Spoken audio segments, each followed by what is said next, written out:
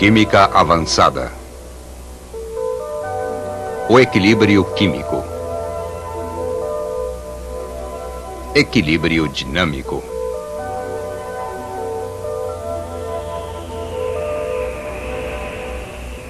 Os movimentos do cotidiano acontecem naturalmente numa direção, para baixo.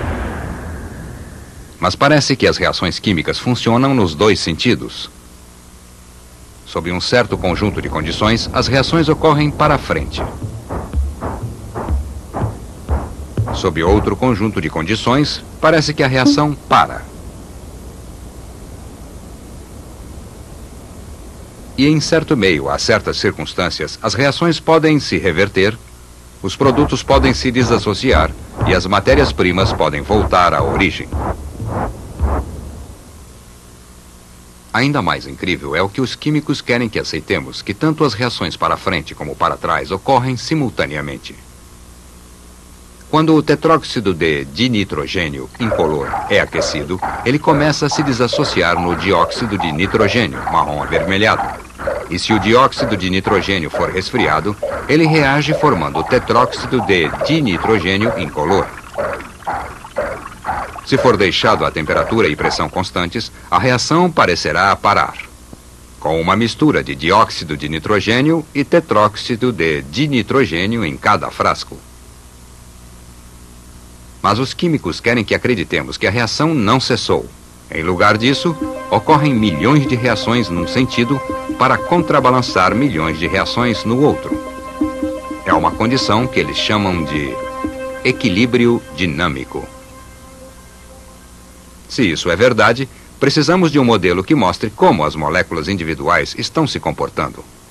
Vamos combinar um mol de gás hidrogênio incolor com um mol de gás iodo roxo num frasco de 1 litro, aquecendo a 445 graus Celsius. A cor roxa começa a clarear, indicando que o iodo está sendo consumido. Eventualmente, o gás fica quase incolor e permanece assim. Equilibrando a equação, esperaríamos que a reação produzisse 2 moles de iodeto de hidrogênio. Analisando, porém, o frasco contém apenas 1,6 moles de iodeto de hidrogênio, 0,2 moles de hidrogênio e 0,2 moles de iodo.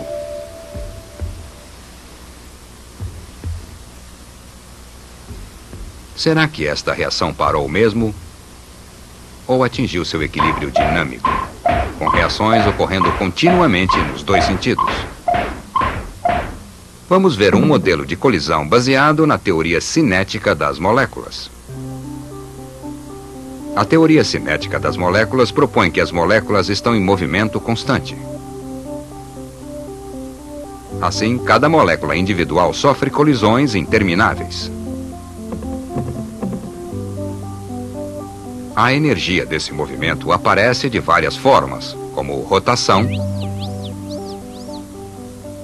vibração causada pelo movimento dos átomos dentro da molécula e de translação, ou de movimento retilíneo pelo espaço.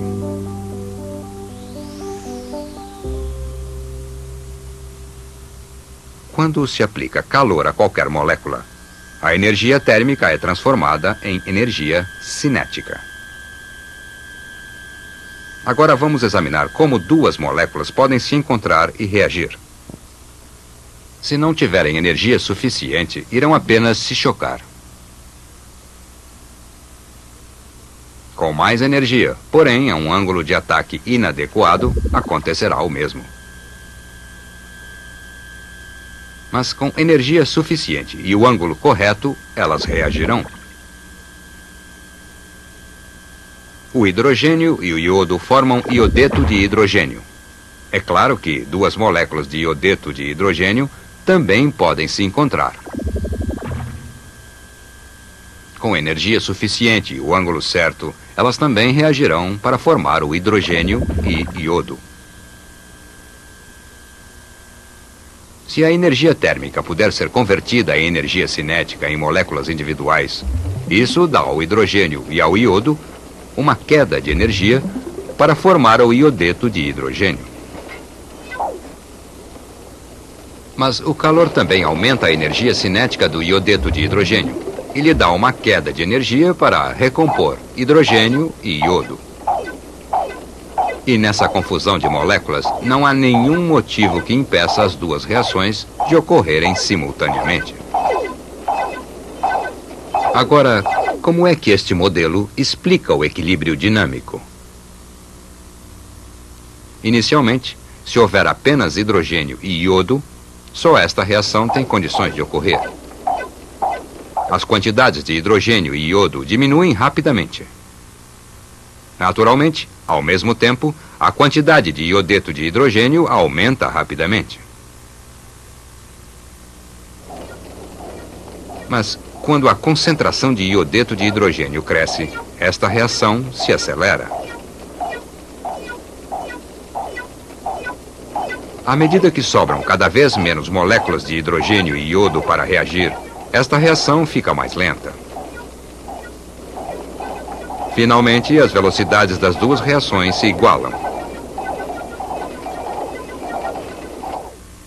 Com o passar do tempo, o sistema atinge um estágio em que as quantidades de hidrogênio e iodo permanecem constantes e a quantidade de iodeto de hidrogênio não aumenta. Foi atingido o equilíbrio.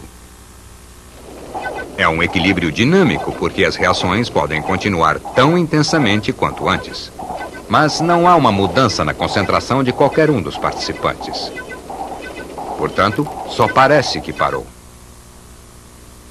A intensidade da reação para a frente é igual à da reação no sentido oposto.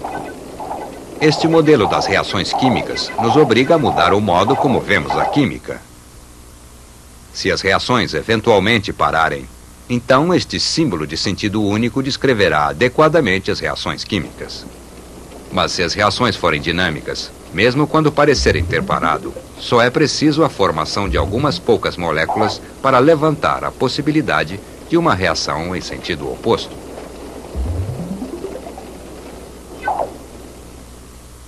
Se este for o caso, sempre que vermos este sinal, mentalmente deveremos ver 2. É claro que, como não podemos realmente ver a atividade molecular para provar que nosso modelo é válido, seria bom termos alguma prova experimental do equilíbrio dinâmico. Tomemos um recipiente com hidrogênio e iodo, a temperatura e pressão constantes, e deixemos que atinja o equilíbrio. Quando a reação parecer ter cessado, teremos uma mistura de 3 gases. Separe-os cuidadosamente e meça a quantidade de cada um. Agora pegue um segundo recipiente, exatamente à mesma temperatura e pressão e com a mesma quantidade de cada gás, mas com uma alteração. Vamos usar um isótopo radioativo de iodo. Como já determinamos que estas são as quantidades e condições do equilíbrio, não deve ocorrer reação alguma se o equilíbrio for uma verdadeira parada da reação. Uma semana depois, devemos poder separar os reagentes e encontrá-los inalterados. Mas será que foi isso que aconteceu? Quase. As quantidades dos reagentes não mudaram. Mas agora, há uma quantidade substancial de iodo radioativo combinado no iodeto de hidrogênio. Uma prova evidente de que o equilíbrio é dinâmico. Há uma reação direta e outra inversa, continuamente trocando átomos de molécula em molécula.